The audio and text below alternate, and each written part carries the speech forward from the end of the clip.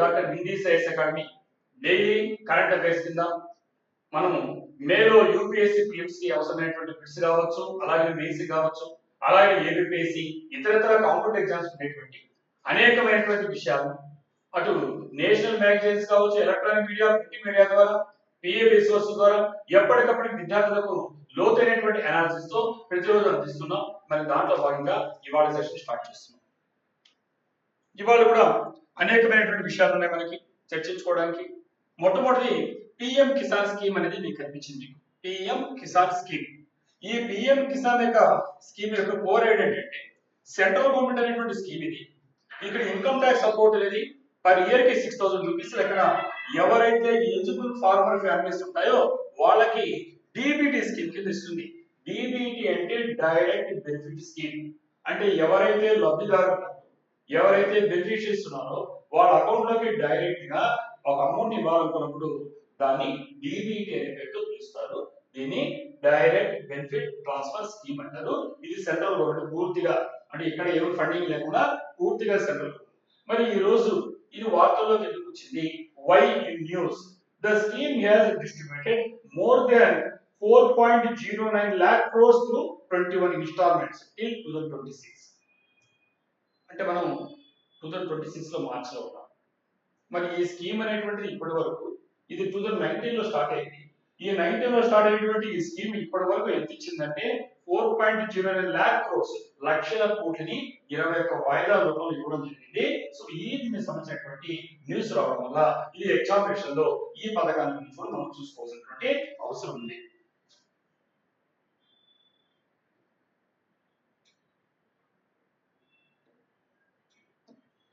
ఇక్కడ మనం చూస్తున్నాం, ఇక్కడ సెంట్రల్ గవర్నమెంట్ దాంట్లో చూస్తే ఇక్కడ రైతు ఏంటంటే ఇక్కడ డ్రౌట్, కరువు కావచ్చు, ఇతర పరిస్థితుల వల్ల మొత్తం పంటలు కోల్పోయి తలపట్టుకొని కూర్చున్నాడు. ఇక్కడ సంతోషంగా ఉన్నాడు. ఇక్కడ పిఎం మోడీ ఏదో జరిగింది అంటే ఒక అడ్వర్టైజ్మెంట్ లో భాగంగా అంటే ఒక కాన్సెప్ట్ క్లియర్ కనిపిస్తుంది. అంటే ఎందుకంటే ఈ రైతులు అనే వాళ్ళు ఎప్పటికప్పుడు ఒక విధంగా చెప్పాలంటే ప్రకృతి వైపరీత్యాల వల్ల అనేకమైనటువంటి సమస్యలు ఎదుర్కొంటుంటారు. అలాంటప్పుడు వాళ్ళకి సరైనటువంటి ఆర్థిక సహాయం లేని వల్ల తలపడుతున్నటువంటి పరిస్థితుల నుంచి ఇది ఆదుకునేటువంటి స్కీమ్ కింద ఇది ఇవ్వడం జరిగింది. డైరెక్ట్ గా ఎవరైతే లబ్ధిదారులు ఉన్నారో, బెనిఫిషియరీస్ ఉన్నారో వాళ్ళ అకౌంట్ లోకి సంవత్సరానికి 6,000 రూపాయలు ఇవ్వడం జరుగుతుంది. ఇది పూర్తిగా సెంట్రల్ స్కీమ్ అవుతుంది. మరి ఫార్మర్ రిజిస్టర్ అనే పదం టెక్నాలజీ కనిపిస్తుంది. ఇక్కడ ఫార్మర్ రిజిస్టర్ అంటే digital database of farmers linked with land records. ఎవరైతే వాళ్ళ ల్యాండ్ రికార్డ్స్ ఉన్నాయో, పట్టాదారులు ఉన్నాయో దాంతో ఫార్మర్స్ ని లింక్అప్ చేసేటువంటి ఒక రిజిస్టర్ నే ఫార్మర్ రిజిస్ట్రీ అంటాం. ముందు మన రికార్డ్స్ రాసేవాళ్ళం, ఇప్పుడంతా కూడా డిజిటల్ బేస్డ్ కాబట్టి అలాంటి రికార్డ్స్ ని ఫార్మర్ రిజిస్ట్రీ అని పిలుస్తున్నారు. సో కాబట్టి దీంట్లో ministry of agriculture and farmers welfare అనేటువంటి ఇన్స్టిట్యూషన్ ఉంది, ఇది ఇంప్లిమెంట్ చేస్తుంది. కాబట్టి ఎవరు ఇంప్లిమెంట్ చేస్తున్నారంటే ministry of agriculture and farmers welfare. అలాగే ఇక్కడ మనకు కామన్ సర్వీస్ సెంటర్స్ సిఎస్ఈ అనే పదం వస్తుంది. ఇవి దేనికి ఉపయోగపడతాయంటే ఈ రిజిస్ట్రేషన్ చేసుకోవడానికి. రైతులకు అవగాహన ఉండదు కాబట్టి ఈ రిజిస్ట్రేషన్ కావాల్సిన దాన్ని ఫార్మర్స్ కి, రైతులకు సహాయం చేసేటువంటి ఒక సెంటర్ పేరే కామన్ సర్వీస్ సెంటర్ అని పేరు కనిపిస్తుంది. అలాగే మీకు బ్యాంక్స్ కానీ డిబిటీ సిస్టమ్ అలాగే service transfer funds to beneficiaries. ఎవరైతే బెనిఫిట్స్ ఉన్నారో, ఎవరైతే ఈ ప్రయోజనం ఉద్దేశించబడిందో వాళ్ళకి లబ్ధిదారులు అంటాం. డైరెక్ట్ గా వాళ్ళ అకౌంట్ లోకి డిబిసి అంటాం. సో ఇలాంటి వాటిలో ఇక్కడ ఈ 2019 లో ప్రారంభించినటువంటి ఈ పథకం ద్వారా ఫార్మర్స్ కి ఈ రోజు 4.09 మనము లాక్స్ ఆఫ్ కోర్స్ మనము ఇవ్వడం జరిగింది, లక్షల కోట్లని. సో కాబట్టి ఇలాంటి విషయాలు మనము ఇంతకు ముందు లాగానే గతంలో లాగా మనం ఒకసారి చెక్ చేసుకొని ఎప్పటికప్పుడు మనకు ఏం స్కీమ్స్ ఉన్నాయి ఇష్యూ ఏంటో చెక్ చేసుకోవాలి. అలాగే మనకు డైరెక్ట్ గా ఎగ్జామినేషన్ లో చూస్తే పిఎం కిసాన్ అనేది ఏ ఇయర్ లో ప్రారంభించారమ్మా? ఫిబ్రవరి 2009. మరి దాంట్లో ఏ సంవత్సరానికి ఎంత ఇస్తారంటే 6,000 రూపీస్ ఇస్తారు రైతుకి. అలాగే మనీ ఎలా ఇస్తారంటే డిబిటీ స్కీమ్. డిబిటీ అంటే డైరెక్ట్ గా ఎవరికి ట్రాన్స్ఫర్ అయిపోతుంది, ఎవరికి బెనిఫిషియరీ వాళ్ళకి. ఎన్ని ఇన్స్టాల్మెంట్ ఇస్తారంటే ఇయర్ కి 3 ఇన్స్టాల్మెంట్ ఇస్తారు. కాబట్టి స్కీమ్ ఎవరు భరిస్తున్నారంటే పూర్తిగా కేంద్ర ప్రభుత్వము, సెంట్రల్ గవర్నమెంట్ 100% భరిస్తుంది. మరి దానికి ఏమేమి కావాలి? ఆధార్ లింక్డ్ బ్యాంక్ అకౌంట్ కావాలి. అంటే మీకు ఆధార్ తో లింక్ అయినటువంటి బ్యాంక్ అకౌంట్ కావాలి. అలాగే ఇక్కడ జామ్ ట్రింటీ అనే పేరు వాడుతుంది. ఈ పదము గుర్తుపెట్టుకోండి. ఏ పేరు? JAM Trinity. జే అంటే జనరల్, ఏ అంటే ఆధార్, ఎం అంటే మొబైల్. JAM jam. ట్రినిటీ అంటే 3. సో ఈ 3 పదాలు ఇక్కడ లేకపోయినా గుర్తుపెట్టుకోండి, ఇలాంటి ఎగ్జామ్స్ రావడానికి అవకాశం ఉంది. JAM, జే అంటే జెండర్, ఏ అంటే ఆధార్, ఎం అంటే మొబైల్, దీని ఆధారంగా ఉంటుంది. ఉదాహరణకి ఇక్కడ మనకు ఉండే వాటిలో ఈ పిఎం యొక్క కిసాన్ పథకాన్ని చూస్తే ఇది మామూలుగా చెప్పాలంటే ఇక్కడ ఏం చేస్తారంటే ఇది voluntary contributory central sector pension scheme అని చెప్పొచ్చు. అంటే స్వచ్ఛందంగా వాడు చేస్తున్న బాగుందా లేదు నీకు, నువ్వేం చేస్తావు, రైతు తనకు ఉండే దాంట్లో నెలకు ఒక 150 రూపాయలు 100 రూపాయలు సేవ్ చేసుకుంటాడు. అతను ఎంత సేవ్ చేసుకుంటాడో గవర్నమెంట్ అంతే డబ్బుల్ని పెట్టుకోమాట. సో ఈ విధంగా పిఎంకేవై పథకంలో ఇది వాలంటరీగా స్వచ్ఛందంగా contributory central sector pension scheme కింద రైతులకి వాళ్ళకి ఉపయోగపడడానికి ఉంది. 2019 లో ప్రారంభం చేశారు. అలాగే ఇక్కడ ఒక పదం వాడేది పిఎం జన్ధన్ యోజన. పిఎం జన్ధన్ యోజన ఇక్కడ మనం గుర్తుపెట్టుకోవాల్సింది ఈ పిఎం జన్ధన్ యోజన అంటే ఇక్కడ పిఎం అంటే ప్రధానమంత్రి, ఇక్కడ జన్ ధన్ అంటే జన్ అంటే పీపుల్స్, ధన్ అంటే వెల్త్, యోజన అంటే స్కీమ్. కాబట్టి ధన్ ఇక్కడ మనకు జన్ ధన్ యోజన పీపుల్స్ సంబంధించినటువంటి జనాలకు సంబంధించిన, ధన్ అంటే సమృద్ధి ప్రాస్పెరిటీ వెల్త్ కి యోజన ఆ స్కీమ్, కాబట్టి పిఎం జన్ ధన్ యోజన. సో దానికి కిసాన్ పథకం కూడా లింక్ అయింది. ఈ పిఎంజేడీవై అనేది ఎప్పుడు స్టార్ట్ అయింది అంటే 28 ఆగస్ట్ 2014 లో స్టార్ట్ అయింది. 28 ఆగస్ట్ 2014 లో స్టార్ట్ అయింది. Every house was access to banking services. ముఖ్యంగా మీరు అందరూ చూస్తున్నారు, ఒకప్పుడు మినిమం బ్యాలెన్స్ అనేది అకౌంట్ ఓపెన్ చేసేవాళ్ళు కాదు. ఇప్పుడు ఏం చేశారంటే ఈ పిఎం జన్ధన్ యోజన ఏంటంటే నీ దగ్గర అకౌంట్ ఉంటే నువ్వు డబ్బులు దాచిపెట్టుకుంటావు. ఎందుకంటే రాబోతున్నావు మినిమం బ్యాలెన్స్, ఆ డబ్బులు కూడా మన పాలు మరి. సో అదే నీకు జీరో బ్యాలెన్స్ తో ₹1 కూడా లేకుండా అకౌంట్ ఓపెన్ చేస్తే ప్రతి ఒక్కరికి అకౌంట్ మనం చూస్తున్నాం, విద్యార్థులు చూస్తున్నాను, అలాగే ప్రతి తల్లిదండ్రులకి అందరికి అకౌంట్స్ ఉన్నాయి. దీన్ని జీరో బ్యాలెన్స్ అకౌంట్ అంటారు. ఇది పిఎం జన్ధన్ యోజన యొక్క ముఖ్య ఉద్దేశం. కాబట్టి జీరో బ్యాలెన్స్ లో ఎటువంటి నీకు ఓపెనింగ్ లేకుండా సేవింగ్స్ అకౌంట్ మెయింటైన్ చేయడానికి ప్రధాన ఉద్దేశం. ఎందుకంటే ఈ ప్రజల దగ్గర వెళ్తుంటుంది, డబ్బులు ఉంటాయి ఉద్దేశంతో ప్రారంభించారు. అలాగే ఇది 2004. సో అలాగే మనకు ఇది మనం చూస్తున్నాం, ఇది ఫస్ట్ ఐటమ్ కింద ఈ ప్రధానమంత్రి కిసాన్ మన్ధన్ యోజన కింద పిఎంకేవై ఉంటుంది. దాన్ని దీన్ని మనం 6000 రూపీస్ దగ్గర చూసాం పేపర్. సెకండ్ ఐటమ్ ఏంటి అని చూసినప్పుడు మనకు India strategy to natural gas and LPG shortage. ఈ వెస్ట్ ఏషియా, ఈ పశ్చిమాసియాలో ఉండేటువంటి క్రైసిస్ సంక్షేమం ఇప్పుడు కాదు, ఇంత సంవత్సరం ఇది చేయడం అప్పటికి ఇబ్బంది స్టార్ట్ అయినాయి. హోటల్స్ చాలా రెస్టారెంట్ పోయేసారు, ఇందువల్ల గ్యాస్ దొరకకపోతే ఏమవుతున్నాయి, హోటల్స్ లేకుంటే ఇదేవిధంగా మీద మన ఇళ్లలో కూడా ప్రాబ్లం అవుతుంది. ఉత్తరాంధ్ర అన్ని ఇండస్ట్రీస్ పడిపోయి రేట్స్ అన్ని పెరిగేటువంటి పరిస్థితులకి వెళ్ళిపోయింది.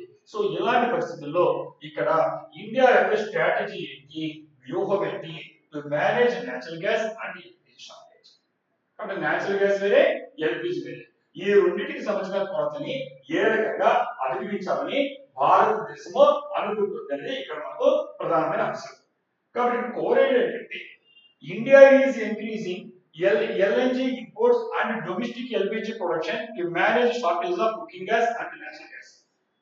మన వాటిలో లాగానే ఏమంటే సిలిండర్ అయిపోయింది, ఏం చేయమంటారు, బుక్ చేసి వాడుకోవడం. ఎందుకంటే లేదు చూస్తున్నాం అక్కడ పక్క రావడం వల్ల మనం చూస్తున్నాం టోటల్ గా మనకు ఉండేంత ఆయిల్ అంతా ఇంపోర్ట్ మీద ఆధారపడి ఉంటుంది. ఈ ఎన్నో జలసంధి కాడ ఏమవుతుందంటే టోటల్ గా ఈ ప్రపంచవ్యాప్తంగా వచ్చేటువంటి క్రూడ్ ఆయిల్ అక్కడి నుంచి 20% గ్లోబల్ లో మరి అలాంటి పరిస్థితుల్లో ఖచ్చితంగా పడుతుంది. సో ఇలాంటి కొరతని దృష్టిలో ఉంచుకొని ఎందుకు మనకు ఈరోజు వార్తలకు వచ్చిందంటే global gas supply issues led India to diversify LNG imports and increase LPG production. మనం ఏం చేయాలి, ఏదైనా ఒక సమస్య వచ్చినప్పుడు దాన్ని ఏ రకంగా ఓవర్కమ్ చేస్తాం, అధిగమిస్తాం, ఆలోచిస్తాం. అలాగే భారతదేశం ఏం చేస్తుందంటే ఇక్కడ ఈ గ్యాస్ సప్లై ఎలా చేయాలన్నప్పుడు అది ఎల్ఎన్జీని ఇంపోర్ట్ చేసుకోవాలి. ఎల్ఎన్జీ అంటే లిక్విఫైడ్ న్యాచురల్ గ్యాస్. లిక్విఫైడ్ అంటే మనం దాన్ని గ్యాస్ ఉంటుంది, వాయు రూపంలో ఉంటుంది, గ్యాస్ రూపంలో దాన్ని లిక్విడ్ రూపం ద్రవ రూపంలో మార్చేటువంటి సహజ సిద్ధమైనటువంటి గ్యాస్ ని ఎల్ఎన్జీ అంటారు. ఈ దాన్ని మనం డైవర్సిటీ ఇంపోర్ట్స్ చేసుకొని ఏం పెంచుకోవాలి, మరి మనము ఎల్పిజి ప్రొడక్షన్ పెంచుకోవాలి, liquid petroleum gas. So examination లో మనకు సైన్స్ బిట్ కూడా ఉంది ఇంటర్నేషనల్ తో పాటుగా. ఎల్ఎన్జీ ఏంటంటే ఎల్పిజి ఏంటి. సో ఇక్కడ మనం గమనిస్తే ఒక్కసారి వాటికి ఉండేటువంటి డిఫరెన్స్ కూడా మనం గమనించుకోవాలి. ఎల్ఎన్జీ అంటే ఇప్పుడు చెప్పినట్టుగా లిక్విఫైడ్ మనకు నేచురల్ గ్యాస్, లిక్విడ్ ద్రవీభవించినటువంటి అంటే మనము ద్రవంలో మార్చేసాం. సో అలా మార్చినటువంటి నేచురల్ ప్రకృతి సిద్ధంగా జరిగినటువంటి గ్యాస్, దాన్ని మీథేన్ అంటారు. ఏమంటారు, మీథేన్. ఎగ్జామినేషన్ ఏమడుతారంటే ఎల్ఎన్జీ ఏ రూపంలో మీథేనే ఎల్ఎన్జీ. కాబట్టి ద్రవ రూపంలో మార్చినటువంటి సహజ సిద్ధమైనటువంటి వాయువునే మనం ఏమంటుందో ఎల్ఎన్జి అన్నాం. మరి ఇది ఎలా మారుతుందంటే ఇక్కడ మనకు -162 డిగ్రీ సెంటీగ్రేడ్ -162 డిగ్రీ సెంటీగ్రేడ్ వద్ద ద్రవ రూపంలో మార్చేస్తారు. ఇదే ఫారెన్ హీట్లు మనం చెప్పాలనుకుంటే మనం అంతా కూడా మనకు తెలుసు 98.4 అంటాం మామూలుగా మనం ఉండే టెంపరేచర్. ఇది -260 డిగ్రీస్ ఫారెన్. సో ఆ విధంగా అంత చల్లగా మార్చేస్తే ఆటోమేటిక్ ఏమవుతుంది, ఈ వేపర్స్ ఉంటాయి కదా, గాలి ఉంటుంది కదా, ఆ డెన్సిటీ 40% దగ్గరకు వచ్చి నొక్కబడతాయి అన్నట్ల. సో అది సో కాబట్టి ఏమవుతుంది, ఆ విధంగా కలర్లెస్ రంగులైనటువంటి నాన్ టాక్సిక్ లిక్విడ్ అంటే విషవాయువు కానటువంటి మనకు సహసిద్ధంగా ఉండేటువంటి ద్రవం తయారవుతుంది. ఇది మనకు రిడ్యూసెస్ 600 టైమ్స్ లో ప్రెషర్ వద్ద, తక్కువ పీడనం వద్ద 600 రెట్లు. సపోజ్ మనం 1 లీటర్ ఉంటుంది అనుకోండి, 600 లీటర్ల గ్యాస్ అనుకోండి, 1 లీటర్ గ్యాస్ మారిపోతుంది అంటే అప్పుడు మీకు స్టోరేజ్ కెపాసిటీ మనకి కదా మీకు. సో ఆ విధంగా ట్రాన్స్పోర్టేషన్ వీలు ఉంటుంది. దాన్ని ఎల్ఎన్జి చూపిస్తారు. నిజానికి ఏంటంటే మీథేన్ అది. సో కాబట్టి ఇక్కడ మనం చూసినప్పుడు ఈ దేనికి వాడతారు ఎగ్జామ్స్ అడుగుతారు. ఇండస్ట్రియల్ కి, లాంగ్ డిస్టెన్స్ ట్రాన్స్పోర్ట్ కి ఇలా వాడుతారు అన్నమాట. అంటే ఎక్కడి నుంచో దూరం వెళ్ళాలి, ఇంత దూరం గ్యాస్ ప్రమాదం కదా, కష్టం కూడా బరువు ఎక్కువైపోతుంది. ఆ వాల్యూమ్ తగ్గించేసామంటే ఈజీగా ఉంటుంది ట్రాన్స్పోర్టేషన్ కి. ఆ విధంగా తీసుకెళ్తారు. ఎక్కడ వాడతారంటే దీన్ని మామూలుగా ఇండస్ట్రీస్ లో, పరిశ్రమలో వాడతారు. సరే, దాని తర్వాత ఏంటంటే ఇదే సందర్భంలో ఇక్కడ దీన్ని ఏం చేశారంటే వాటర్, కార్బన్ డైఆక్సైడ్, ఇతర కాంపోనెంట్స్ తీశారు. ఎక్కడి నుంచి వస్తున్నాయంటే మనం ముఖ్యంగా ఈ ఖతార్, యుఎస్ఏ, అదేవిధంగా నార్వే, ఇవన్నీ కూడా మేజర్ సప్లైస్ ఉన్నాయి. ఇలాంటి వాటికి భారతదేశము ఈ ఎల్ఎన్జి, లిక్విడ్ నేచురల్ గ్యాస్ పొందుతుంది. మరి ఎల్పిజి అంటే ఏంటి? ఎల్పిజి ఇంట్లో మినరల్ సిలిండర్ వాడుతున్నారు, కుకింగ్ గ్యాస్ అనే. ఈ కుకింగ్ గ్యాస్ ఏముంటుందంటే దీంట్లో ప్రైమరీగా ప్రొపేన్ అండ్ బ్యూటేన్ ఉంటాయి. ఏముంటాయి? Propane and butane. అక్కడ ఏముంది? మీథేన్ ఉంది. ఇక్కడ ప్రొపేన్ అండ్ బ్యూటేన్ ఉంది. ఇది కుకింగ్ కి, హీటింగ్ కి, వెహికల్స్ అలాంటి వాటికి. మరి ఎల్పిజి అనేటువంటి ఇది ఏంటంటే ఉదాహరణ చెప్పంటే hydrocarbon gases primarily propane and butane తో కలిగింది. సో కాబట్టి మీకు ఎల్పిజికి అలాగే ఎల్ఎన్జికి సంబంధించినటువంటి తేడా మీకు అర్థమైపోయింది. ఎగ్జామినేషన్ లో మనం జాగ్రత్తగా చూసుకోవాలి. ఇలాంటి కూడా అంటే డైరెక్ట్ గా ఎగ్జామినేషన్ ఎలా ఉంటుందంటే ఒక్కో సందర్భంలో అక్కడ ఉండేటువంటి న్యూస్ ఆధారంగా వాళ్ళు రకరకాల రావడానికి అవకాశం ఉంటుంది. కాబట్టి దీన్ని మీరు చూసుకోవాల్సినటువంటి అవసరం ఉంది. నెక్స్ట్ ఇక్కడ మనకు ఇప్పుడే చూస్తున్నాం సిలిండర్ అంతా కూడా. దానికి సంబంధించినటువంటి ఎసెన్షియల్ కమోడిటీస్ యాక్ట్ 1955 లో ఏదైతే నిత్యావసర వస్తువుల మన సరఫరా చట్టం ఉందో ఇది ఏం చేస్తుందంటే ఈ భారతదేశంలో ఉండేటువంటి అత్యవసర వస్తువులు ఎసెన్షియల్ ఐటమ్స్ ఏముంటాయో పెట్రోల్తో సహా అన్నిటినీ నియంత్రించేటువంటి చట్టం పేరు ఏంటంటే ఎసెన్షియల్ కమోడిటీస్ యాక్ట్ 1955. 1955లో వచ్చినటువంటి అత్యవసరమైనటువంటి వస్తువుల యొక్క చట్టం. అంటే వీళ్ళు మార్కెట్ చేయకుండా బ్లాక్ మార్కెట్ పెట్రోల్ సహా అన్ని ఈ చట్టం కింద గవర్నమెంట్ కంట్రోల్ చేస్తుంది. సో దీంట్లో ఎల్ఎన్జి అంటే చెప్పారు, మీథేన్ కలిగి ఉంది. ఎల్పిజి అంటే ప్రొపేన్ అండ్ బ్యూటేన్ కలిగి ఉంది.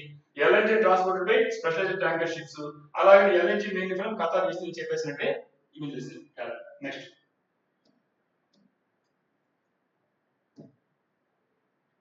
ఇక్కడ మనకి ఎగ్జామినేషన్ లో which ministry manage petroleum resources అంటే మనం క్లియర్ గా రాయగలుగుతారు. ఎందువల్లంటే ఇక్కడ మనకి ఈ ministry of petroleum natural gas ఎంఓపిఈకి అంటాము. Ministry of petroleum and natural gas ఇది మేనేజ్ చేస్తుంది. అలాగే డిఫరెన్స్ చెప్పాను, ఎల్ఎన్జికి ఎల్పిజి డిఫరెన్స్ చెప్పింది, ఎగ్జామ్ రావడం అవకాశం ఉంది. సో ఎల్ఎన్జి అంటే ఏంటి, మీథేన్ చెప్పాను. సో అలాగే మనం చూసినప్పుడు ఏ ఎక్కడ చూస్తామని చెప్పేసాను నేను. దాని తర్వాత ఇటీవల ఈ రోజు పేపర్ లో కానీ నిన్న పేపర్ లో కానీ ఇష్యూ నడుస్తాం పార్లమెంట్ లో. ఆ పార్లమెంట్ ఏంటంటే మన పార్లమెంట్ యొక్క స్పీకర్ అయినటువంటి ఓం బిర్లా గారిని రిమూవ్ చేయాలి. ఆయన పార్షియాలిటీతో వ్యవహరిస్తున్నాడు, మాకు అపోజిషన్ కి మా ప్రతిపక్ష పార్టీలకి గుర్తు లెక్కేస్తున్నట్టు వీళ్ళందరూ కూడా ఇస్తున్నారు. ఇక్కడ మనం ఇంతకుముందు చెప్పినట్టుగా డిస్క్లైమర్, మన పొలిటికల్ పార్టీస్ అవసరం లేదు. ఎగ్జామినేషన్ లో ఎలాంటి విషయం ఎలా రాగే అవకాశం చూస్తున్నాం. సో ఆ విధంగా చూసినప్పుడు removal of the speaker of Lok Sabha, Lok Sabha యొక్క స్పీకర్ ని ఎలా రిమూవ్ చేస్తారు అనేది మనకి ఎగ్జామినేషన్ లో అటు పాలిటీ కింద మనకు వస్తుంది, జనరల్ స్టడీస్ లో మనకు వస్తుంది. ఇక్కడ కోర్ ఏంటంటే the speaker of Lok Sabha can be removed by resolution passed by an effective majority of the house. అంటే హౌస్ లో ఉండేటువంటి ఎఫెక్టివ్ మెజారిటీతో లోక్సభ స్పీకర్ తొలగించవచ్చు. ఎగ్జామినేషన్ ఏమడుతాడంటే మనము ఎంత మెజారిటీ ఉండాలి, ఏ రకంగా లోక్సభ స్పీకర్ తొలగించవచ్చు, ఏ ఆర్టికల్ తొలగించవచ్చు, ఇలాంటి ప్రశ్న ఇండియన్ పార్టీలో మనకు జనరల్ స్టడీస్ లో ఏపీఎస్సీ కావచ్చు, యూపీఎస్సీ కావచ్చు రావడానికి అవకాశం ఉంది. కాబట్టి ఈ అంశాన్ని మనం డిస్కస్ చేస్తున్నాం. Why in news a resolution regarding the removal of the Lok Sabha speaker has been discussed in the parliament. కానీ పార్లమెంట్ లో ఈ లోక్సభ స్పీకర్ ని మేము రిమూవ్ చేస్తాం, తొలగించాలనేటువంటి దానికి సంబంధించి ఒక తీర్మానం అనేది నడుస్తుంది కాబట్టి ఈ రోజు వార్తలకు వచ్చింది. అందువల్ల మనకి ఏంటంటే పాలిటిక్స్ అవసరం అవుతుంది కాబట్టి ఏ సెక్షన్ ఇలాంటి ఆర్టికల్ డిస్కస్ చేస్తున్నాం. సరే, జనరల్ గా ఎగ్జామ్స్ ఏమవుతుందంటే లోక్సభ స్పీకర్ ని నువ్వు తొలగించాలి అనుకున్నావు రిమూవ్, దానికి ఒక రెజల్యూషన్ పెట్టాలంట, ప్రపోజల్, దానికి ఎన్ని రోజులు నోటీస్ ఇవ్వాలంటే మినిమం 14 days. గుర్తుపెట్టుకోవాల్సింది మినిమం 14 days నోటీస్ ఇవ్వాలి, తర్వాత మిగతాయి. మరి ఇక్కడ ఎంత మెజారిటీ కావాలనుకుంటాడు, లోక్సభ స్పీకర్ ని తొలగించాలంటే ఎంత మెజారిటీ కావాలంటే ఎఫెక్టివ్ మెజారిటీ. ఎఫెక్టివ్ మెజారిటీ అంటే ఏంటో ఇప్పుడు మనం డిస్కస్ చేస్తాం. ఎఫెక్టివ్ మెజారిటీ అంటే ఏంటి అంటే మోర్ దెన్ 50%. 50% అనే ఫార్ములా ఎలా అంటే, ఆ 50% ఎలా లెక్కేసుకోవాలి సార్? ఉదాహరణకి పార్లమెంట్ లో ఎన్ని సీట్స్ ఉన్నాయి, అన్ని సీట్స్ లెక్కేసుకుంటే అక్కడ టోటల్ సీట్స్ అంటే టోటల్ సీట్స్ లో డెత్ ఉంటే చనిపోయి ఉండొచ్చు, వాడు రిజైన్ చేసి రాజీనామా చేసి ఉండొచ్చు. అలాగే ఇలాంటి కారణాలతో ఈ డిస్క్వాలిఫికేషన్ మూడని అంటే డెత్ చనిపోవడం కానీ, రిజైన్ రాజీనామా చేయడం కానీ, డిస్క్వాలిఫికేషన్ కానీ వీళ్ళని తీసేస్తే మీరు ఫిగర్ ఉంటుంది. వాళ్ళు ప్రెసెంట్ అయ్యొచ్చు, ఆబ్సెంట్ అయ్యొచ్చు, ఆబ్సెంట్ గా కౌంట్ అయ్యాక.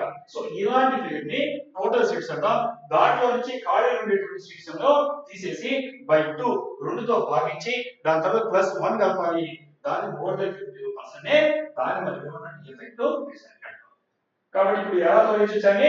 ఎఫెక్టివ్ మెజారిటీ ఈ ఫార్ములా ఉంటుంది, ఈ ఫార్ములా ప్రకారం మాత్రం తొలగించాలి. ఈ ఫార్ములా అంటే టోటల్ సీట్స్ లోక్సభలో ఉన్నాయి కాబట్టి మీకు ప్రెసెంట్ ఆప్షన్ లెక్కాలంటూ ఏదైతే ఆ సీట్స్ ఉన్నాయి దాంట్లో నుంచి మనకు ఉండేటువంటి వేకెంట్ సీట్స్ తీసేసి బై 2తో భాగించి +1 కలిపితే ఈ ఫార్ములా ప్రకారం ఎగ్జామినేషన్ ఈ ఫార్ములా వస్తుంది.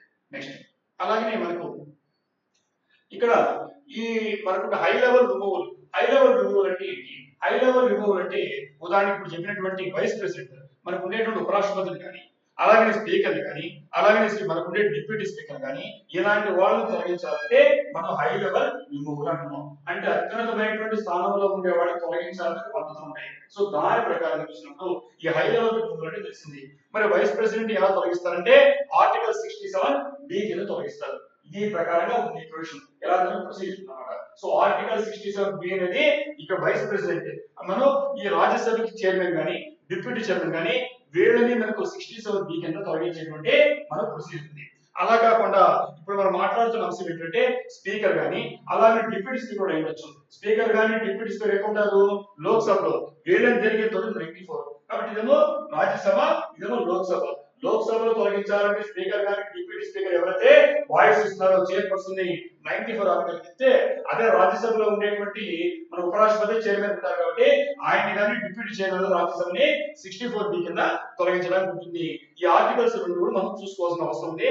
వాటిని మీరు ఎలా చదివారో ఇంకొకసారి చూసుకోండి, ఎందుకంటే ఇప్పుడు బర్నింగ్ ఇష్యూ కాబట్టి ఖచ్చితంగా ఎగ్జామినేషన్ లో మనకు ఉపయోగపడే అంశం ఇది. కాబట్టి ఎఫెక్టివ్ మెజారిటీ తెలిసిపోయింది. అలాగే కాస్టింగ్ ఓట్ అంటే ఏంటి? Vote used by president officer to break it అయ్యి రెండు పక్కల సమానం వచ్చాయి ఓట్లు, అప్పుడు ఎవరు గెలిచినట్టు, అది గెలిచినట్ట ఓడినట్ట అనే సమస్య వచ్చినప్పుడు ఎవరైతే ప్రెసిడెంట్ ఆఫీసర్ ఎవరైతే దాన్ని నడుపుతున్నాడో హౌస్ ని అతను ఎన్నికలు నిర్వహిస్తున్నాడు ఎలక్షన్స్ కి, అతను తన ఓటు పోవడాన్ని కాస్టింగ్ ఓట్ అంటాడు. అంటే ఆ టై ఇద్దరు పక్కల సమానం వచ్చాయి, అప్పుడు గెలుపోవడం నిర్ణయించాలంటే తనకి వచ్చిన తనకి కాస్టింగ్ ఓట్ అని పిలుస్తారు. అలాగే పాయింట్ ఆఫ్ ఆర్డర్ అనేది ఎగ్జామినేషన్ మనకు వస్తుంది. మనం చూస్తుంటాం పాయింట్ ఆఫ్ ఆర్డర్ ఇచ్చారు అంటారు. ఏంటి పాయింట్ ఆఫ్ ఆర్డర్ అంటే objection raise when rules of the house are violated. ఎందుకంటే ఈ లోక్సభ గాని రాజ్యసభ గాని ఇలాంటి నడిపేటప్పుడు అత్యున్నతమైన సభ నడవడానికి కొన్ని ప్రొసీజర్ ఉన్నాయి.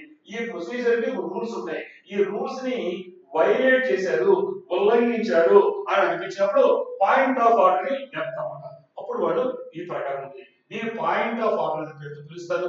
అలాగే మనకు ఇక్కడ లోక్సభ అంటే lower house of parliament, panel chairpersons, president speaker is absent. ఇక్కడ మన ప్యానల్ స్పీకర్ పేరు తెలుస్తుంది. ప్యానల్ స్పీకర్ అంటే ఎవరు?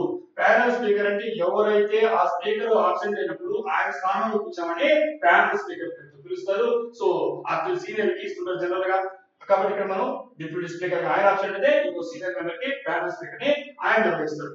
ఇక్కడ అదే విధంగా మనకి ఈ గవర్నమెంట్ పాలసీ అంటే ఈ లోక్సభ రూల్స్ ఆఫ్ ప్రొసీజర్ ఇది రూల్ 200 నుంచి 203 వరకు ఉన్నాయి. Procedure for removal of speaker. కాబట్టి స్పీకర్ ను తొలగించేటువంటి నిబంధనలు లేకుండా అంటే ప్రొసీజర్ ని లోక్సభ రూల్స్ ఆఫ్ ప్రొసీజర్ లో రూల్ నెంబర్ 200 నుంచి 200 వరకు ఉన్నాయి. ఇది కూడా గుర్తుపెట్టుకోండి, 200 to 203. సో కాబట్టి ఇక్కడ మనం స్పీకర్ అనేవాడు ఏ ఆర్టికల్ కింద ఎన్నిక అవుతారు? ఆర్టికల్ 93 ప్రకారం. ఆర్టికల్ 93 ప్రకారం స్పీకర్ ని ఎన్నుకుంటారు. మరి ఏ దాని ఆర్టికల్ ప్రకారంగా రిమూవ్ చేస్తారంటే ఆర్టికల్ 94 చెప్తుంది స్పీకర్ ని రిమూవ్ చేసేటువంటి పద్ధతులు. మరి speaker cannot present during removal debate.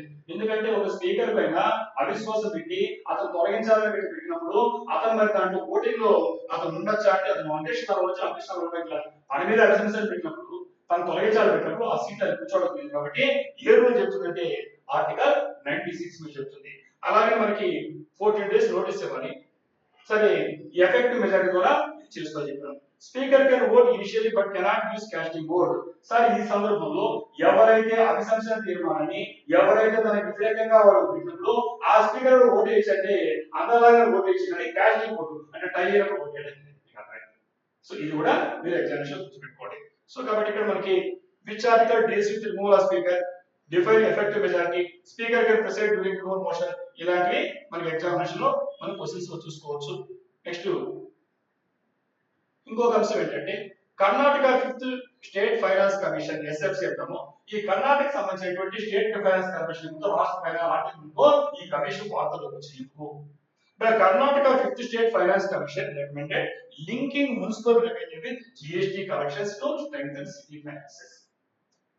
ముఖ్యంగా కర్ణాటకలో బెంగళూరు సంబంధించి దానికి సంబంధించినటువంటి మున్సిపల్ బాడీ ఏమవుతుందో దాన్ని బలోపేతం చేయాలంటే ఖచ్చితంగా కొంత మున్సిపల్ నిధులు జిఎస్టీ ఇవ్వాలని చెప్పినారు. ఎవరు చెప్పారంటే ఈ కర్ణాటక సంబంధించినటువంటి 5th స్టేట్ ఫైనాన్స్ కమిషన్ చెప్పింది కాబట్టి ఇది వార్తలో రావడం జరిగింది. ఇప్పుడు మనం ఏం చూస్తాం, ఈ పిఆర్ఐ ఏంటి, ఇప్పుడు 73 అమెండ్మెంట్ 74 ఇవన్నీ చూడాల్సి వస్తాయి. అంటే ఒక కరెంట్ అఫైర్స్ ఎలా చదవాలో మీకు అర్థమవుతుంది. మీకు ఈ రకంగా చూసినప్పుడు అనేక అంశాలు మనం మాట్లాడతాం.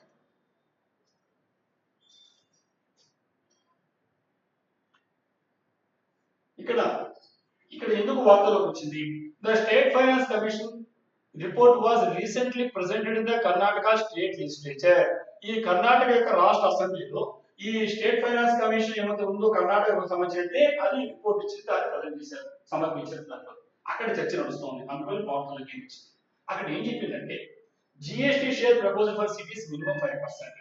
ఎందుకంటే ఇప్పుడు జిఎస్టీ తెలుసు మీకు, గూడ్స్ అండ్ సర్వీసెస్ ట్యాక్స్ అంటాం. సో ఈ వచ్చిన దాంట్లో కనీసం 5% వస్తే అక్కడ కావాల్సినటువంటి నగరం అభివృద్ధి చెందుతుంది. అది ఎందుకంటే ఈ బెంగళూరు అనేది కేవలం కర్ణాటకలోని జిఎస్టీలో దాదాపు 60% ఒక బ్యాంక్ నుంచే వస్తాం. ఒక బెంగళూరు నుంచే 60% వస్తుంది.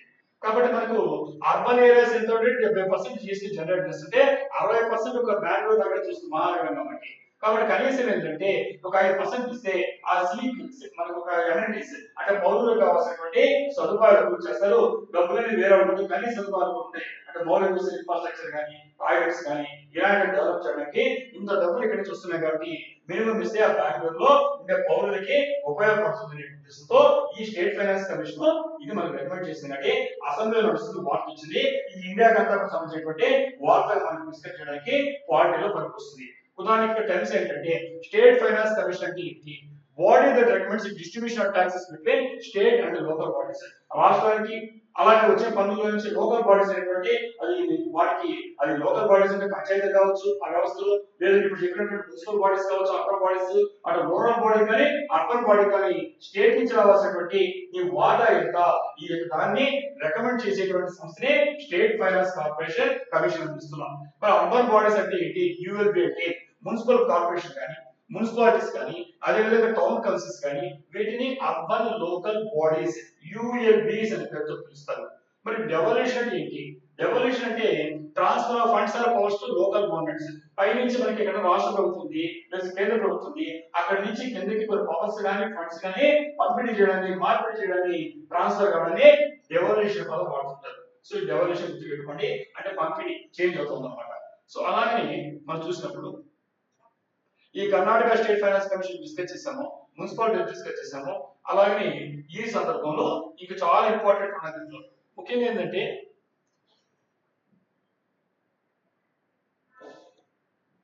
ఈ ఆర్టికల్స్ ఏమవుతున్నాయో మనకి ఈ దీంట్లో ముఖ్యంగా ఈ అమెండ్మెంట్స్ చాలా ఇంపార్టెంట్ అమ్మా. ఈ అమెండ్మెంట్స్ ఏంటంటే ఈ సందర్భంలో చాలా ముఖ్యమైన అంశాలు మాట్లాడుతున్నాం. ఇటు పాలిటీకి, ఇటు ఆంథ్రోపాలజీకి, ఇటు జనరల్ గా నాలెడ్జ్ అందరికీ సంబంధించిన అక్కడ అయిపోయింది ప్రైమరీ ఇష్యూ. దీంట్లో నుంచి ఎగ్జామినేషన్ పాయింట్ ఆఫ్ వ్యూలో ఇతరత్ర అంశాలకి మనకు కావాల్సిన అంశాలను చూస్తున్నాం. మొట్టమొదటి 73వ రాజ్యాంగ సవరణ, రెండు వచ్చి 74వ రాజ్యాంగ సవరణ. కాన్స్టిట్యూషనల్ అమెండ్మెంట్ ఇంగ్లీష్ లో, తెలుగులో రాజ్యాంగాన్ని సవరించారు అంటే ఉండేదానికి మార్పులు చేయాల్సి వచ్చింది. ఈ 73వ రాజ్యాంగ సవరణ ఏం చెప్తుందంటే ఇది యాడెడ్ పార్ట్ 9 అంటే మనకి రాజ్యాంగంలో పార్ట్ 9 ని యాడ్ చేసినటువంటి రాజ్యాంగ సవరణ ఏంటి అంటే 73వ రాజ్యాంగ సవరణ. దాంతో పాటు పార్ట్ 9 యాడ్ చేయడంతో పాటుగా 11th షెడ్యూల్ యాడ్ చేయడం జరిగింది. దీని ద్వారా ఏం జరిగిందంటే 29 ఫంక్షనల్ ఐటమ్స్ రావడం జరిగింది. 29 ఫంక్షనల్ ఐటమ్స్ యాడ్ అయింది. దేనివల్ల అంటే 73వ రాజ్యాంగ సవరణ, 73వ రాజ్యాంగ సవరణ 1992 లో జరిగింది. దీని ద్వారా మనకి ఆర్టికల్స్ 243 నుంచి 243 వరకు ఏం చెప్తారంటే ఇప్పుడు చెప్పినటువంటి ఈ 3 టైర్ సిస్టమ్ అంటే మన కింద లెవెల్లో మనకి ఏముంటుంది, గ్రామ పంచాయతీ ఉంటుంది, దాని తర్వాత స్థాయిలో ఇంటర్మీడియట్ పంచాయతీ ఉంటుంది, ఆ తర్వాత డిస్ట్రిక్ట్ పంచాయతీని 3 టైర్ సిస్టమ్ 3 అంచెల్లో 3 టైర్ లో ఈ పంచాయతీలను 73వ రాజ్యాంగ సవరణ పిఆర్ఐ పంచాయతీరాజ్ ఇన్స్టిట్యూషన్ ఎవల్యూషన్ గురించి నేను చదివాను. సో దాన్ని బాగా చూసుకోండి. ఇక్కడ దీని వల్ల ఏం జరిగిందంటే ఈ గ్రామ సభ అనేది చాలా ముఖ్యమైన అంశం. లోయర్ లెవెల్లో అంటే ఏదైతే గ్రామ పంచాయతీ అంటున్నామో దాంట్లో గ్రామ సభ అనేటువంటిదే ఒక విధంగా చెప్పాలి లోకల్ సెల్ఫ్ గవర్నెన్స్. కాబట్టి మనకు ఉండేటువంటి గ్రామ స్థాయిలో విలేజ్ లో ఈ 3 అంచెల విధానాన్ని రికమెండ్ చేసింది బలవంతరాయ మేధే కాండ నుంచి మీకు తొలికమిటీ కాండ నుంచి చివరి వరకు చదివేలో దీన్ని గుర్తుపెట్టుకోండి. ఇదే సందర్భంలో మరి 74వ రాజ్యాంగ సభ ఏం చెప్పిందంటే ఇది 9th అని మనం పార్ట్ వెళ్తే ఇది 9th ఏ పార్ట్ రావడం జరిగింది. నెక్స్ట్ అంటే మనకు నెక్స్ట్ ఇయర్ అది ఏంటి అంటే దాంతో పాటు 11th షెడ్యూల్ అయితే 12th షెడ్యూల్ యాడ్ చేసింది. ఇక్కడ 29 ఫంక్షన్స్ వస్తే ఇక్కడ 89 ఫంక్షన్ ఐటమ్స్ రావడం జరిగింది. అర్బన్ ఐటమ్స్ చేయడానికి.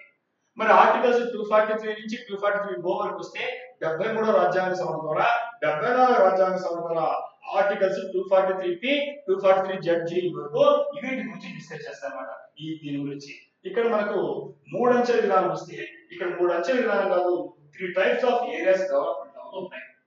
మున్సిపాలిటీ సంబంధించి అర్బన్ లెవెల్కి ఏమున్నాయంటే కింద నగర పంచాయతీ లేదా మున్సిపల్ కౌన్సిల్ కావచ్చు, మున్సిపల్ కార్పొరేషన్ కావచ్చు, ఇలాంటి 3 రకాలైనటువంటి ముఖ్యంగా ఇక్కడికి వచ్చేసరికి గ్రామ సభ అయితే ఇక్కడ వార్డు కమిటీ అంటున్నాం. మీకు తెలుసు, మీకు కార్పొరేషన్ ఉన్నారు మున్సిపల్ కార్పొరేషన్ లో, మరి ప్రాథమిక స్థాయి ఏంటి లోయర్ లెవెల్లో వార్డు, అదే విలేజ్ అయితే ఏముంటుంది గ్రామ సభ.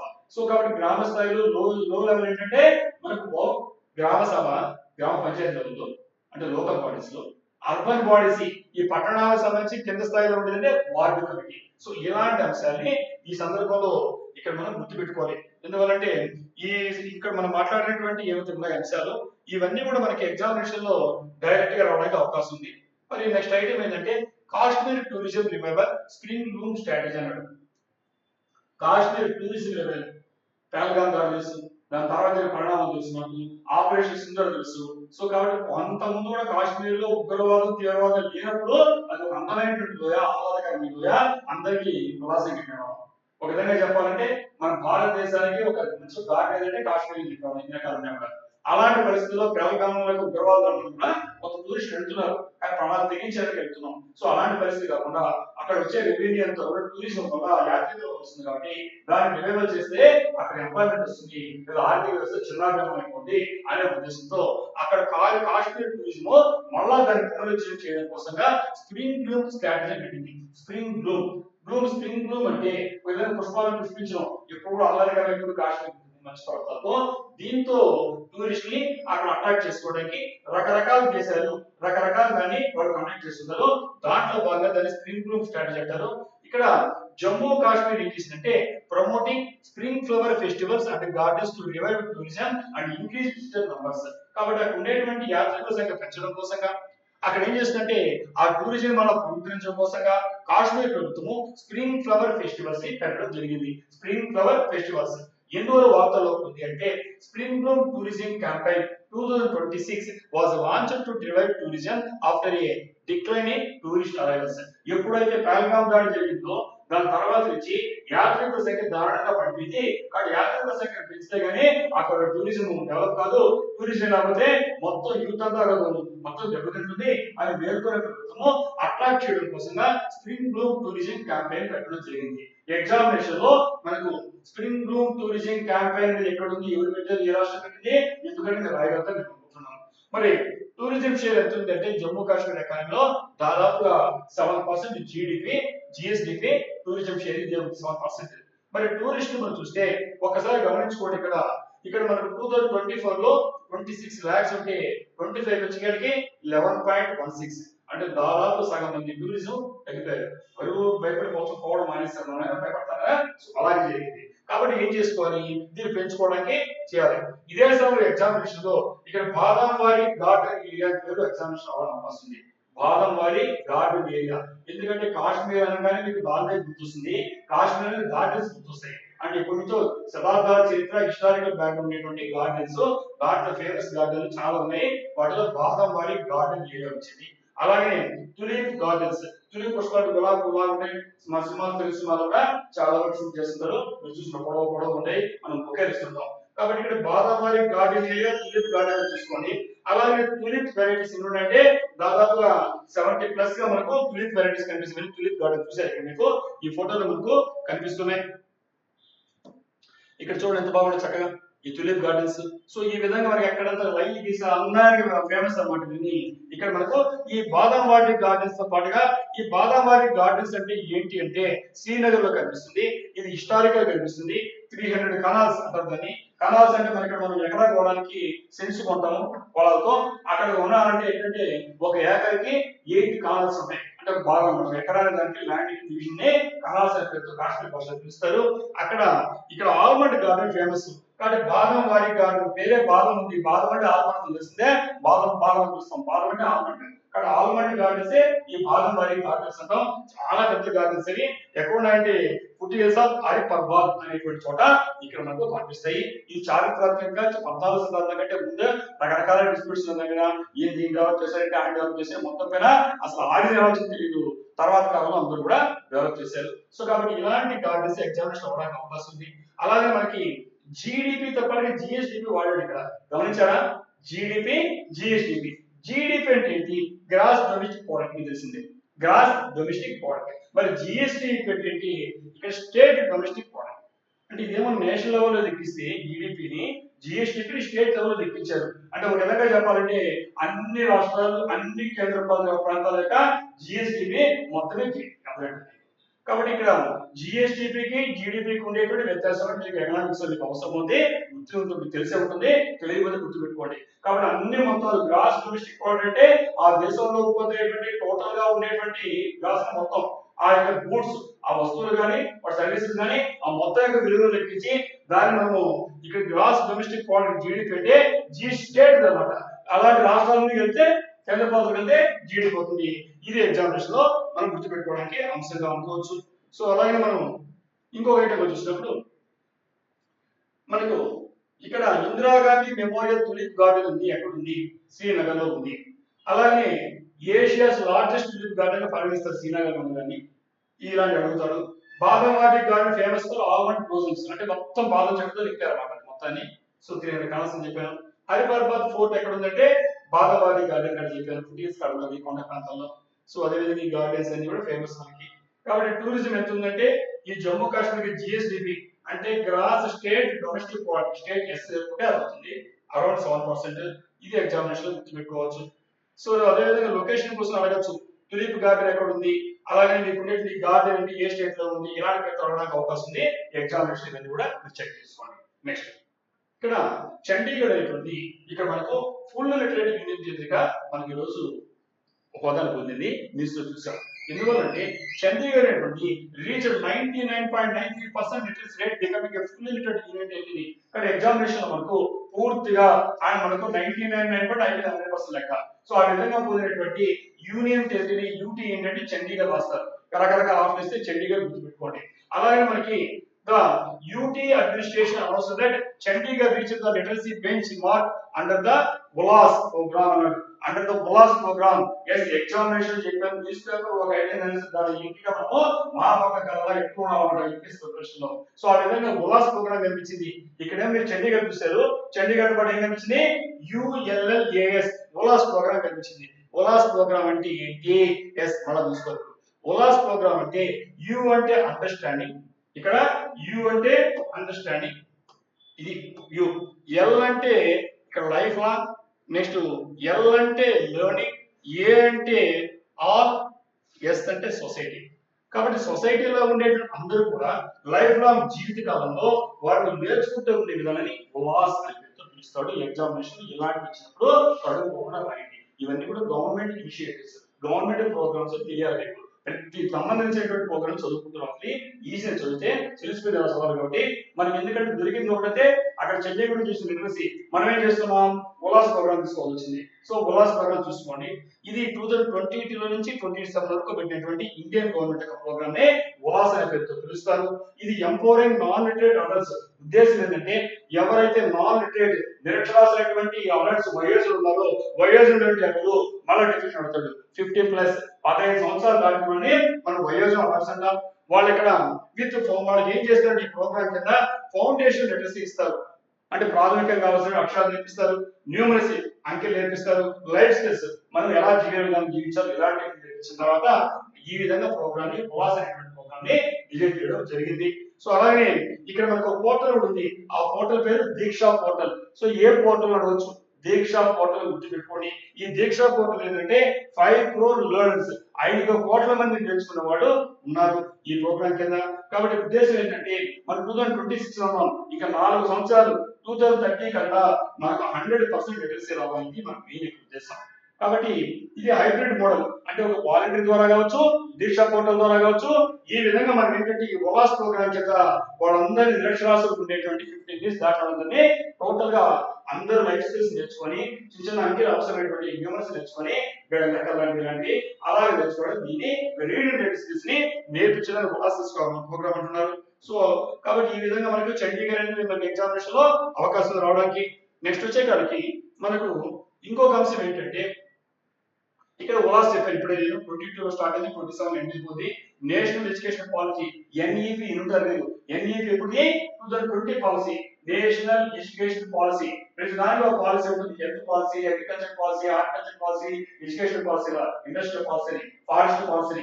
సో ఎన్ఈపి 2020 మనం చూస్తున్నాం. దాని కింద మనకు ఉండేటువంటి అన్ని రకాలైనటువంటి కార్యక్రమాలు, విద్యా సంబంధమైనటువంటి కార్యక్రమాలు జరుగుతున్నాయి. సో దాంట్లో భాగంగా ఎన్ఈపి ప్రకారంగా టార్గెట్ ఏంటంటే 95% లిటరసీ ఉండాలి, 95% లిటరసీ ఉండాలి. ఎగ్జామినేషన్ లో ఏముంటుందంటే ఎన్ఈపి 2020 యొక్క టార్గెట్ ఎంత లిటరసీ అంటే ఎంత రాస్తామో 90% రాయండి. సో అలాగే ఇప్పుడు చండీగఢ్ యొక్క లిటరసీ ఎంత వచ్చింది, 99.93%. సో ఇక్కడ లిటరసీ డిఫైన్ అంటే ఏంటంటే పర్సన్ 7 years ఉన్న 15+. ఉల్లాస్ ఏం చేస్తుంటే adult literacy 15+ age group. So ఇవన్నీ కూడా మనం డిస్కస్ చేసే చాలా మంచి విషయాలు ఉన్నాయి. సో మరి దాని తర్వాత ఇక్కడ ఈ చైనాకి సంబంధించిన ఒక వార్త వచ్చింది. ఈ చైనా ఏం చేసిందంటే ఇక్కడ పొలిటికల్ డెవలప్మెంట్ ఈ చైనా లీడర్షిప్ పర్చేస్. కాబట్టి ఇక్కడ లీడర్షిప్ పర్చేస్ అంటే ఇప్పుడు మనం చూస్తున్నాం, మీకు వయసు మళ్ళీ వృద్ధుల చావండి మిలిటరీ చాలా ఖచ్చితంగా మన కమ్యూనిస్ట్ పార్టీ చైనాలో. సో చైనాలో ఏమన్నారంటే మిలిటరీ బలోపేతం కావాలి, స్ట్రెంగ్ కావాలంటే ఈ వయసు మన వాళ్ళకి పక్క తెప్పించుకోవాలి. అది మిలిటరీ పర్చేస్ ని లీడర్షిప్ పర్చేస్ తీసుకోవడం జరిగింది. అది important. So China has seen removal of senior military leaders as part of internal political restructuring within the Communist Party. ఈ కమ్యూనిస్ట్ మొత్తం టోటల్ గా దేశం పరిపాలించేది కాకుండా మిలిటరీ ఏవైతే కమ్యూనిస్ట్ పార్టీ ఉంది తెలుసు, చైనా విప్లవం చదువుతారు, రష్యా విప్లవం. ఈ కమ్యూనిస్ట్ పార్టీ చేతిలో ఉండేటువంటి ఇంటర్నల్ పొలిటికల్ స్ట్రక్చర్, అంతర్గతమైనటువంటి రాజకీయమైనటువంటి నిర్మాణాల ప్రధానంలో భాగంగా వాళ్ళు ఏం చేస్తారంటే ఈ సీనియర్ మిలిటరీ ఎప్పుడు కట్టి అయిపోతారో మీరు పక్కన చెప్పుకోండి అనే పేరుతో అది స్టార్ట్ చేయడం మొదలుపెట్టింది. ఎందుకంటే యుద్ధంతో నిర్మాణం అనుకుంది. ఇది మన పొరుగు దేశంలో గమనించుకోవాల్సిన విషయాలు కాబట్టి ఇది మనం జాగ్రత్తగా చదువుకోవాలి ఎగ్జామినేషన్ లో.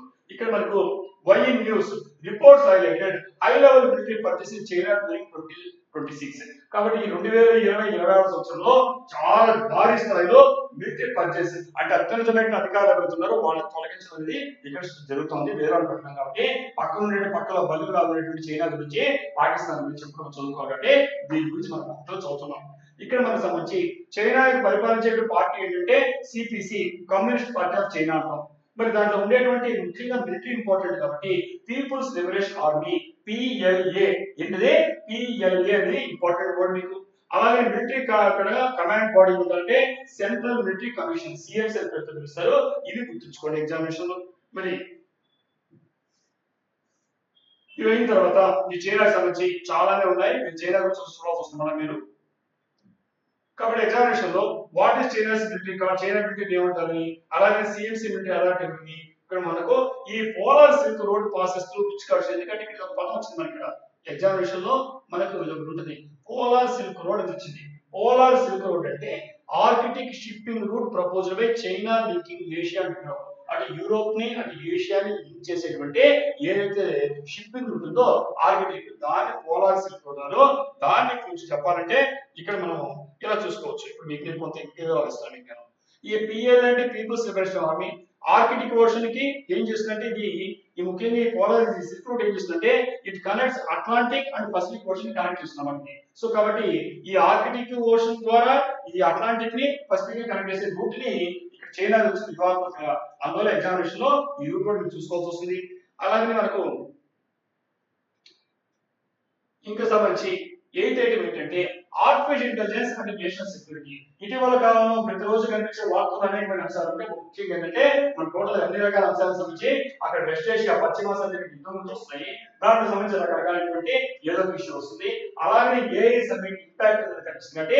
ఇంపాక్ట్ సంబంధించినటువంటి ఆర్టిఫిషియల్ ఇంటెలిజెన్స్ కృత్రిమ మేధ సంబంధించినటువంటి కొన్ని విషయాలు చూస్తే ఇక్కడ కోరేది ఏంటంటే artificial intelligence increasingly using defence system, data analysis and military decision making. కాబట్టి ఇక్కడ అన్ని రకాల మనం ఆర్టిఫిషియల్ ఇంటెలిజెన్స్ సిస్టమ్స్ వాడుతున్నాం. అయితే సమస్య ఏంటంటే YN news debates emerged globally after AI companies and governments disagreed on military use of AI system.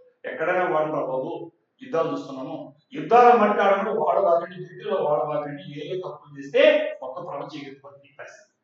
ఇంతకుముందు వేరే హాస్పిటల్లో వాడుతున్నాం, బాగా యాక్సెప్ట్ చేస్తున్నాం, ఎందుకంటే కొద్ది ప్రాణాలు పోతాయి. ఒక్కసారి కానీ డిఫెన్స్ లో కానీ తప్పుడు సంకేతాలు ఇస్తే ప్రపంచం ఇప్పుడు చూస్తున్నాం ఇలాంటి పరిస్థితుల్లో. కాబట్టి ఇది చాలా అందరూ కూడా ఇప్పుడు ముందులాగా లేదు. ఒకప్పుడు ఫేవర్ గా ఉన్న గవర్నమెంట్స్ కానీ అధికారులు కానీ డిసగ్రీ అయ్యారు. ఏ వాడబాక పొరపాటు అయితే మొత్తం ప్రపంచం గురైపోద్ది అని. అందుకోసం వార్తలకు వచ్చింది. ఇక్కడ దీనికి సంబంధించినటువంటి దాంట్లో కొన్ని టెక్నిక్స్ అనేటువంటి షేపింగ్ మోడర్న్ టెక్నాలజీ. ఈ రోజు నేటి ఆధునికమైనటువంటి సాంకేతిక రంగంలో ముఖ్యంగా ఏ టెక్నిక్స్ అనేది ఈరోజు చూస్తుంటే దీంట్లో ఒకటేమో ఫౌండేషన్ మెథడ్స్ అయినటువంటి మెషిన్ లెర్నింగ్ కానీ డీప్ లెర్నింగ్ కానీ ఉంటే, స్పెషలైజ్డ్ అప్రోచ్ అయినటువంటి జనరేటివ్ ఏఐ కానీ అజెంటిక్ ఏఐ కానీ ఇలాంటి అంశాలు వస్తున్నాయి. సో కాబట్టి ఇక్కడ మనం ఏంటంటే ఈ టెక్నిక్స్ అనేటువంటి ఏం చేస్తున్నాయంటే ఈ రోజు మనం ముఖ్యంగా ఈ ఏఐ టెక్నిక్స్ అనేటువంటి షేపింగ్ మోడర్న్ టెక్నాలజీ. ఈ రోజు నేను ఆధునికమైన పరిజ్ఞానాన్ని ఈ రోజు మార్పులు చెందేదంటే కృత్రిమ మేధస్సు, ఆర్టిఫిషియల్ ఇంటెలిజెన్స్. కాబట్టి ట్రాన్స్ఫార్మింగ్ ఇండస్ట్రీస్ మొత్తం పరిశ్రమ విధానం మార్చేసి ఈ రోజు మొత్తం టోటల్ మన టాస్క్ అన్ని ఆటోమేషన్ అయిపోయినాయి. అలాగే మనకి ఇప్పుడు డెసిషన్ మేకింగ్ నిర్ణయాలు చేసుకున్నాయి. ఎన్హాన్సింగ్ హ్యూమన్ కంప్యూటర్ ఇంటరాక్షన్, అటు మనుషులకి వీటికి మెషిన్స్ మధ్య లింక్ లాగా ఆలోచించింది. కానీ మిగతా రంగాలు ఎలా ఉన్నా కూడా డిఫెన్స్ లో రక్షణ రంగంలో చాలా ప్రమాదకరంగా హెచ్చరిస్తున్నారు. దీని గురించి వచ్చింది కాబట్టి దీని గురించి మీరు మనం బాగా చూసుకోండి. సో అలాగే మనకు ఇక్కడ మనకు ఈ మిలిటరీకి సంబంధించినటువంటి కీ చైన్ పదం కనిపించింది. కీ చైన్ తెలుసా మీకు ఎవరికైనా? కీ చైన్ విన్నారా? డిఫెన్స్ లో డిఫెన్స్ టెక్నాలజీ విన్నారా? కీ చైన్ ఎస్, చాలా ఇంపార్టెంట్ పదం కీ చైన్ అనేది. కీ చైన్ కీ పై పదాలు వస్తాయి సైన్స్ అండ్ టెక్నాలజీలో, డిఫెన్స్ టెక్నాలజీలో ఇటీవల దొరుకుతున్నట్టు పదాలు అవి. కీ చైన్ అంటే ఏంటి అంటే కీ చైన్ అంటే దాన్ని ఏమనిస్తారంటే F2T2EA, పేరు F2T2EA అని అబ్రివేషన్ ఇస్తారు ఇక్కడ. ఎందుకంటే కీ చైన్ అనేటువంటి ఇప్పుడు వచ్చేటువంటి దాంట్లో చాలా ఇంపార్టెంట్ పదాలు. డిఫెన్స్ నుంచి యుద్ధాలు జరుగుతున్నాయి. మన భారతదేశం పాకిస్తాన్ యుద్ధం చేయడం కాకుండా అటు ఇక్కడ ఉండే పక్కన ఇరాన్, ఇజ్రాయల్, అమెరికా ఉంటే అన్ని దేశాలు కూడా డిఫెన్స్ గురించి మాట్లాడుతున్నాం, రక్షణ గురించి. ఈ డిఫెన్స్ లో వాడేటువంటి పదాల్లో సైన్స్ అండ్ టెక్నాలజీలో కీ చైన్ కీ అనేటువంటి పదాలు మీకు వస్తాయి. కీ చైన్ అంటే షార్ట్ కట్ లో F2T2E అంటారు. F2 అంటే 2 F'లు ఉన్నాయి. ఏంటంటే ఫైండ్ అండ్ ఫిక్స్. ఫైండ్ అంటే ఏంటి?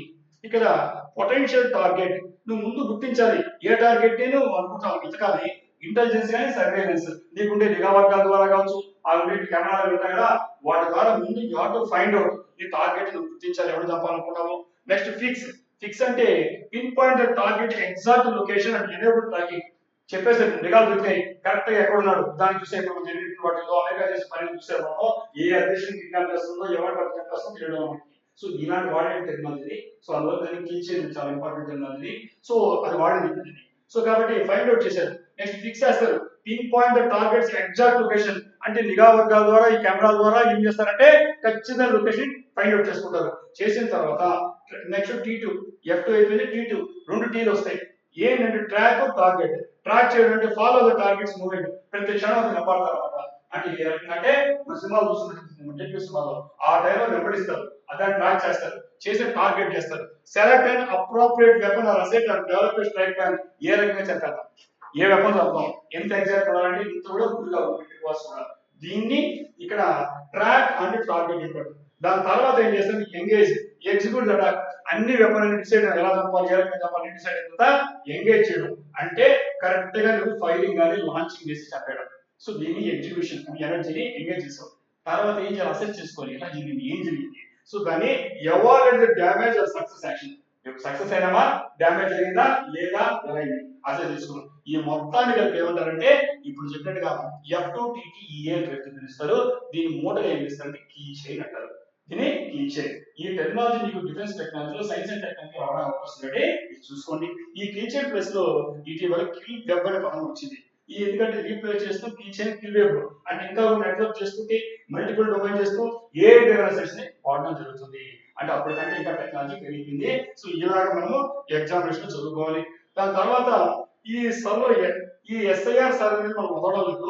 సో ఆ విధంగా మనకి ఏంటంటే మళ్ళీ కూడా మనకి special intensive revision of electoral roles. కాబట్టి ఏవైతే మనకి ఎలక్ట్రల్ రోల్స్ ఉన్నాయో దానికి సంబంధించినటువంటి స్పెషల్ ఇంటెన్సివ్ రివిజన్ అంటాం. కాబట్టి ప్రత్యేకంగా దాన్ని రివైజ్ చేస్తున్నాం, సమీక్షిస్తున్నాం.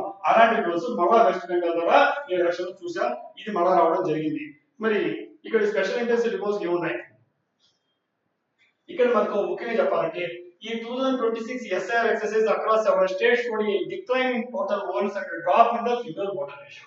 ఈ 2026లో జరిగినటువంటి స్టార్ట్ అయిన ప్రోగ్రామ్ ఫిబ్రవరి స్టార్ట్ అయినటువంటి SIR స్పెషల్ ఇంటెన్సివ్ రివిజన్ ఏమవుతుందో అంటే బెంగాల్ గార్డ్ డ్రా చూసాం మనము, అదే సుప్రీం కోర్టు జోక్యం చేసుకోవడము, 6 లక్షల ఓట్లకు గలంతా అని చెప్పేసి ఏమేమి చెప్పడమో ఇలాంటి జరిగే టైంలో ఇప్పుడు మనకు ఫిబ్రవరిలో జరిగినటువంటి ఈ దీనికి సంబంధించి ఎగ్జామినేషన్ అవకాశం ఉంది. కాబట్టి ఇక్కడ మేజర్ స్టేట్స్ ఇన్ని ఉన్నాయండి.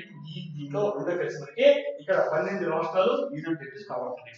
మరి ఇక్కడ దాంట్లో గుజరాత్ ఓటర్స్ ఏంటంటే ఇక్కడ 5 crores నుంచి 0.4 crores వరకు ఇక్కడ రెడ్యూస్ తగ్గితే ఉంది. West Bengal ration 8.6%, Bihar gender ratio ఇది ఈ విధంగా కనిపిస్తున్నాయి. ఇక్కడ మనకి ఆరోపణలు ఏంటంటే ఉద్దేశపూర్వకంగా ఏవైతే ప్రభుత్వాలు ఉంటాయో ఎలక్షన్ కమిషన్ ని చేతిలో పెట్టుకొని రాజ్యాంగ సంస్థలైనటువంటి స్వతంత్ర సంస్థ అయినా కూడా వాటిని గుప్పిట్లో ఉంచుకొని మా వ్యక్తులైన ప్రభుత్వాలకు ఓటర్లను డెవలప్ చేసే ఆరోపణ. అదే టైంలో పరోక్షంగా వీళ్ళేమంటారంటే అలా ఎందుకు అనుకోవాలి, ఎప్పుడో చనిపోయిన వాళ్ళతో ఓటర్ లిస్ట్ లో ఉంటే, ఎక్కడో వేరే మైగ్రేట్ అయిన ఓటర్ లిస్ట్ లో ఉంటే అలాగే కంటిన్యూ చేయాలి, దొంగ ఓటర్ ఎందుకు భయపడతారు మీరు, కరెక్ట్ గా వాడు వచ్చి చేస్తే మీరు అటువంటి చేయండి అని ఆరోపణ. సో ఈ ఆరోపణలు ప్రత్యారోపణ ఎప్పుడు సహజంగా రాజకీయాల్లో సో డెమోక్రటిక్ ఉంటాయి. మనం గమనించుకోవచ్చు ఎగ్జామినేషన్ పాయింట్ ఆఫ్ లో SIR స్పెషల్ ఇంటెన్సివ్ రివిజన్ అంటే మార్పులు తొలగించడం కాదు, అడుగుతాడు కూడా రిమూవ్ పదం వాడమాకండి, రిమూవ్ కాదు మెయిన్ అలా. నీకు ఏదన్నా కానీ వలస వెళ్ళిపోయినోడు, మైగ్రేట్ అయిపోయినోడు కావచ్చు, డెత్ చనిపోయినోడు కావచ్చు, అలాంటి ఓట్లు తొలగించేయచ్చు.